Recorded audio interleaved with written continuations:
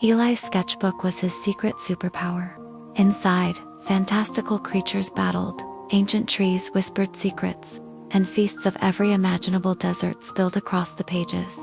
He loved to draw, especially intricate scenes of dragons guarding towers of glittering jewels, or spaceships exploring distant candy-colored planets. He moved at his own pace, both in his art and on the playground, which was usually a peaceful rhythm for him. One sunny afternoon, during PE, they were playing a fast-paced game of capture the flag. Eli, absorbed in trying to strategize the perfect route to the flag, wasn't as quick as some of the other kids. As he jogged, trying to keep up, he heard Mark's sneering voice cut through the air. "Look at Eli, he's so slow. Probably still thinking about what he's going to eat next." A few other kids giggled.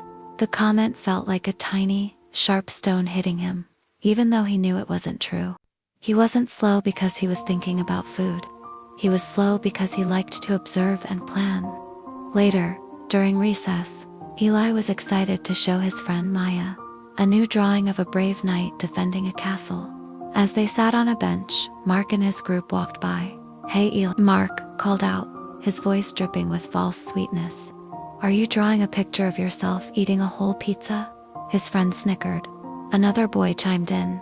"Yeah, he looks like a big bouncy ball." Eli felt his cheeks flush. He knew he wasn't a big bouncy ball. He was just Eli, a boy who loved art and had a normal, healthy body.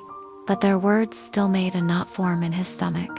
He quickly closed his sketchbook, wishing they would just disappear. He didn't want to show Maya his knight anymore. He felt embarrassed and frustrated that their unkind words could make him feel so small. That evening, the words from recess echoed in Eli's head. He usually loved drawing after school, but tonight, his pencil felt heavy. He thought about the knight he'd drawn, so brave and strong. He wished he felt that way. His dad found him staring blankly at his sketchbook. "Everything all right, champ?" he asked, sitting beside him. Eli sighed. "Mark and his friends called me names again today. They said I was slow and looked like a bouncy ball. And they said I was always thinking about food." He pushed his sketchbook away. "It makes me feel like I don't want to draw anymore, or even go to school."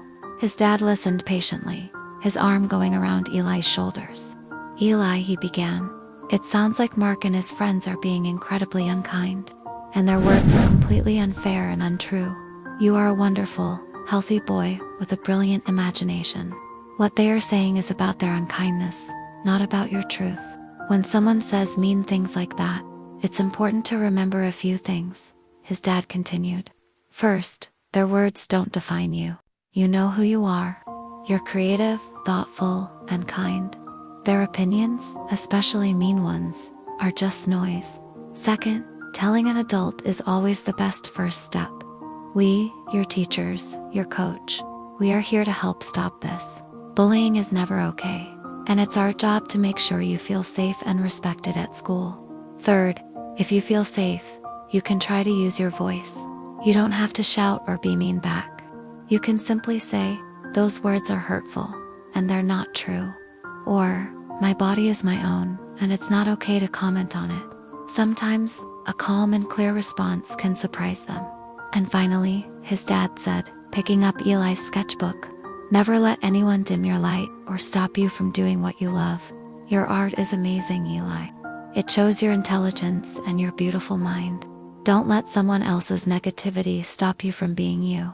The next day, Eli still felt a little anxious. During recess, he was sketching a new dragon design when Mark and his group approached. "Still drawing, Eli?" Mark sneered. "What? Did your pencil get tired from all the extra weight?" Eli's heart pounded, but he remembered his dad's words. Their words don't define you. He looked up, his gaze steady. "My weight is none of your business, Mark," he said, his voice clear. "And my pencil isn't tired, it's making something awesome." Mark looked genuinely surprised by Eli's directness. He stammered for a moment, then, finding no quick comeback, he just walked away, his friends trailing after him. Eli felt a triumphant flutter in his chest. It wasn't a huge battle, but he had stood his ground. He turned back to his sketchbook, feeling a renewed sense of purpose. He picked up his pencil and, with a confident stroke, began to add a powerful wing to his dragon. The bully's words were just a fleeting shadow, but his imagination and his own self-worth were as strong and real as any brave knight. He knew he wasn't fat. He was just Eli, a boy who was growing and learning, and who had a universe of creativity inside him.